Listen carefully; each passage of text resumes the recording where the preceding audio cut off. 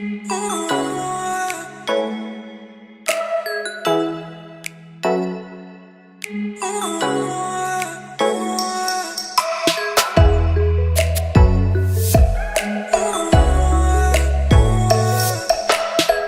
kabar Formula Friends? Ketemu lagi sama gue Rainer di Formula Motor TV.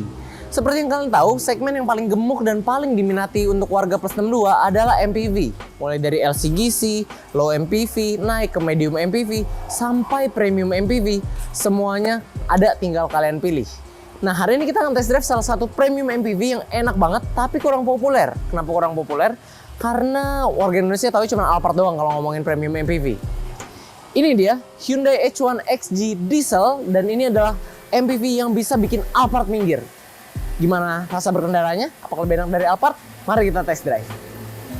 Sebelum kita lanjut, pastikan kalian tidak lupa like video ini, dukung kami dengan cara subscribe, dan jangan lupa bunyikan lonceng notifikasi agar kalian tidak ketinggalan update dari kami dan kami bisa semakin semangat untuk memberikan konten menarik dan edukatif yang hanya ada di Formula Motor TV. Tanpa basa-basi lagi, mari kita test drive.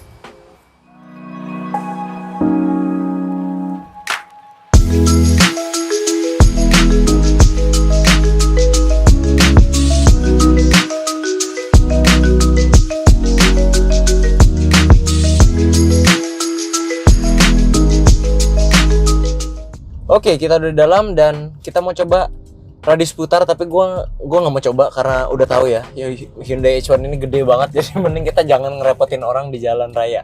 Jadi kita gak usah coba, udah pasti nggak dapet lah kalau terbalik ini kalau kita mepet-mepetin. Ini aja gua nggak yakin nih, soalnya di depan ada mobil nih. Masih tidak dapat. Untungnya ada kamera belakang, jadi setidaknya bawa mobil gede ini nggak terlalu susah lah. Let's go. Nah, ini kita memasuki perempatan bundaran. Sekarang kita tes visibilitas dari mobil ini. Harusnya sih nggak ada masalah sama sekali ya. Kita coba aja langsung. Oke, ada motor di sini. Kiri aman, nggak ada mobil. Wah, nggak masalah sih, bener-bener nggak ada masalah sama sekali. Karena pertama posisi duduk kita agak tinggi ya, jadi agak commanding gitu, agak ya tinggi lah kayak kalian bawa mobil besar pada umumnya ya. Apalagi ini minibus besar, jadi pandangan kalian ke depan itu luas, ke samping juga gampang karena kacanya juga besar, jadi hampir nggak ada blind spotnya. Enak banget untuk visibilitas, apalagi untuk posisi berkendaranya ini, joknya pengaturan bisa maju mundur, tinggi rendahnya pun masih bisa diatur, dan senderannya ini bisa diatur juga, plus setirnya sudah mendukung tilt teleskopik. Nah, jadi posisi berkendaranya memang nyaman banget ya. Ini armrest kiri ada, kanan ada. Wah, emang enak banget di Hyundai H1 ini. Ya, sekarang kita mau tes suspensi. Oke, coba ya kita make sure lagi. Tadi sih lumayan enak ya suspensinya ya. Di kecepatan 30-an tadi, 30, 20-an. Nah, sekarang kita coba di kecepatan 50. Nah, ini dia. Coba di kecepatan 50. Oke, karakternya kalau kalian mau langsung bandingkan dengan Alphard memang beda ya, tapi ini juga enak. Ini bukan yang keras, tapi memang nggak seenak Alphard. Tapi buat gua duduk di sini terus masih ngerasain suspensi yang begini rasanya, apalagi nih speed bumpnya kasar ya. Masih enak sih menurut gua. Ini masih enak, masih nyaman lah, masih kategori nyaman. Ini nyaman, kalau Alphard super nyaman gitu ya. Jadi ini masih nyaman lah. Karakternya masih oke kok, enak. Duduk belakang juga gue yakin masih enakin. Nanti kita coba aja ya, tapi sebelum itu kita coba dulu handling dari mobil ini. Oke, kita sekarang habis cek suspensi, rasanya tadi enak ya, kita udah coba. Sekarang kita mau tes handling ya, karena Alphard itu kan dengan suspensi yang empuk dia agak limbung ya. Kalau ini gimana? Jalanan kosong, kita coba sekarang.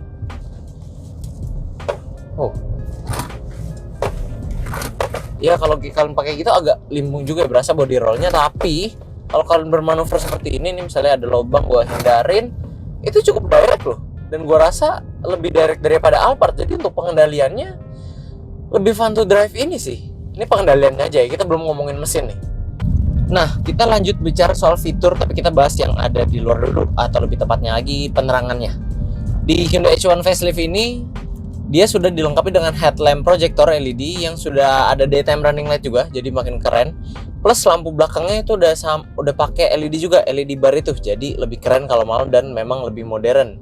Dan untuk fitur headlamp ini sudah mendukung teknologi auto. Jadi kiri kita nih agak-agak mendung nih.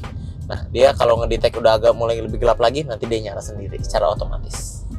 Nah, untuk kalau fitur hiburan sendiri, mobil ini sebenarnya nggak bisa dibilang sedikit juga ya. Kita mulai dari depan situ ada cooling glove box, jadi itu kayak kulkasnya lah. Kalau kalian taruh minuman di situ, itu ada AC di dalam, jadi tetap dingin.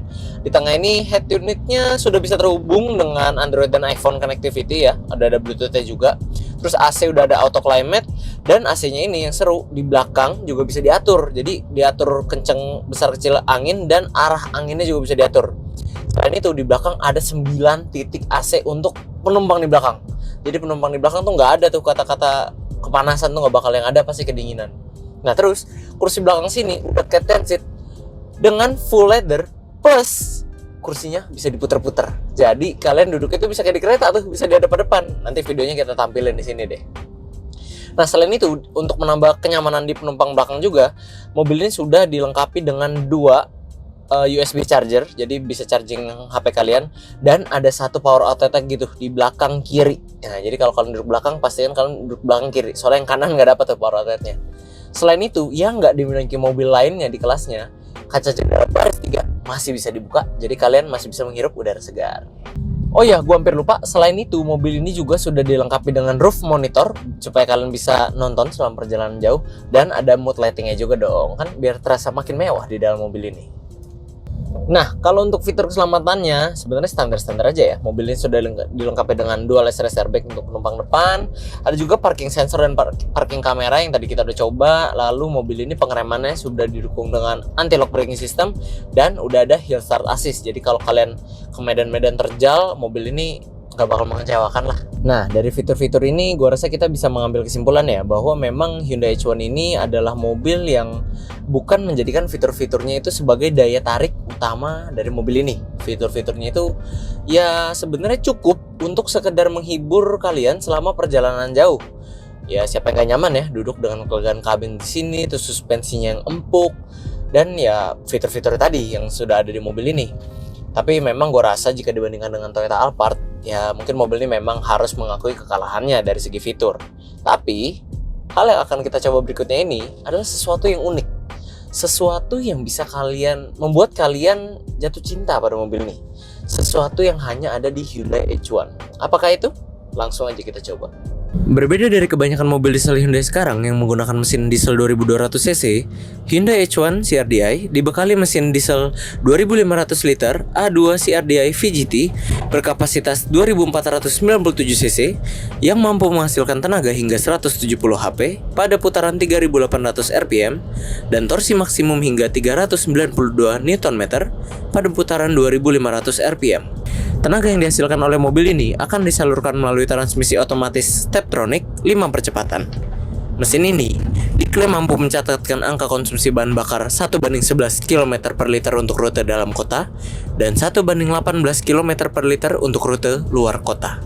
Oke, sekarang kita mau tes 0-100 nya dari mobil ini. Kita pastikan jalanan kosong dulu, karena kalau nggak kosong bahaya. Bentar ya. Siap, AC sudah dimatikan, kita masuk ke gigi D.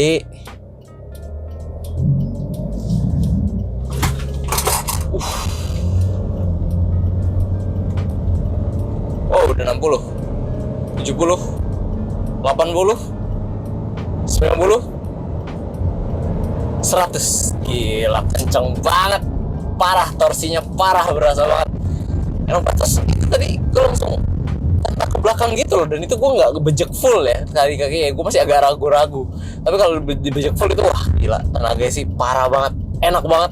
Ini adalah salah satu tenaga di mobil minivan ya sekelas Alphard ya, yang kalian nggak bakal temuin lagi di mana-mana, cuman ada di mobil ini doang. Dan jika dikombinasikan dengan rasa berkendara pengendalian yang tadi, gila, gue nggak bisa bayangin sih buat pakai jauh ini bakal enak banget pasti. Pokoknya fun to drive deh buat yang nyetir. Ini dia enaknya kita kalau nge-review mobil nyaman kayak gini. Pas lagi bahas di belakang tuh rasa ingin nge-reviewnya berkurang, soalnya enak banget duduk belakang sini. Ini kabinnya lega ya, lega banget. Ini kaki selonjoran, dan ini masih bisa diatur lagi kalau kalian mau maju mundur, itu masih bisa. Senderan bisa diatur sampai tiduran, literally tiduran. Armrest 2 karena ini memang captain seat. Roof monitor, AC, 2 biji lampu, mood lighting, banyak tempat penyimpanan. Enak banget sih duduk di tengah sini, jujur deh. Visibilitas juga oke, cuman memang dari pertama kali kita bikin video, kita kan nge-review Hyundai H1 ya. Emang cuma satu sih jeleknya. Kaca samping ini, ya gitulah, nggak usah diomongin lagi lah. Tapi ya setidaknya ada dan bisa dibuka ya kalau kalian perlu ya, bukan nggak ada ya. Tapi selebihnya bener-bener nggak ada masalah. Suspensi sama enaknya dengan depan, empuknya sama, rasa getaran tuh dari sekali ketemu speed bump yang kasar sekalipun teredam dengan baik ya. Jadi kita duduk di belakang sangat nyaman, headroom lega banget ya karena ini minivan. Jadi secara ini memang duduk di belakang sini nyaman banget ya. Gue sangat sedih karena, ya gak terlalu sedih juga sih. Ini udah payo banget tapi gue harus pindah ke belakang. Tapi istirahat dulu deh bentar. Ya, syuting dulu. Ya udah, ayo kita lanjut ke belakang.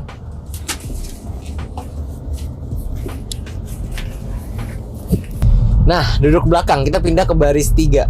Duduk di sini, ya apa boleh bilang ya, nyaman juga. Ini posisi duduk gue tadi di depan. Ini gue mundurin paling belakang seat ini, terus posisi senderannya relax ya. Jadi, tapi legroom di sini masih ada, masih luas malah untuk orang dewasa.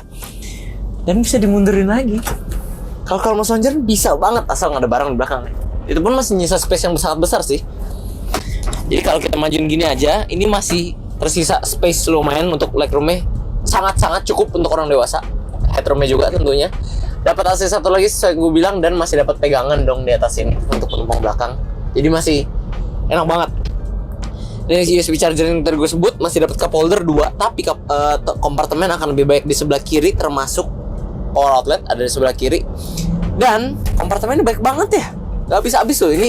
Ini seat yang jadi kalian bisa bikin captain seat atau jadi penumpang kalau penumpangnya lebih banyak. Tapi kalau nggak ada, taruh sini aja. Bisa taruh tas kalian, dan ada 2 cup holder di tengah sini. Dan salah satu keunggulan mobil ini adalah tadi gue sebut easy access ke bagasi.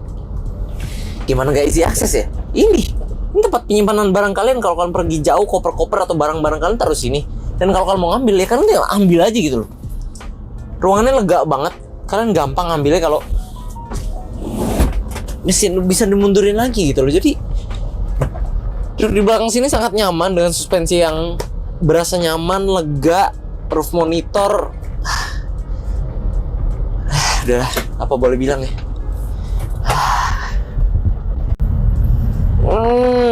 Gila. Saking nyamannya jadi ketiduran loh. Sampai lupa masih ada satu poin lagi yang kita belum bahas, yaitu kekedapan kabinnya. Jadi kita tes saja pakai aplikasi ini. Pas tuh samping kita ada truk lewat.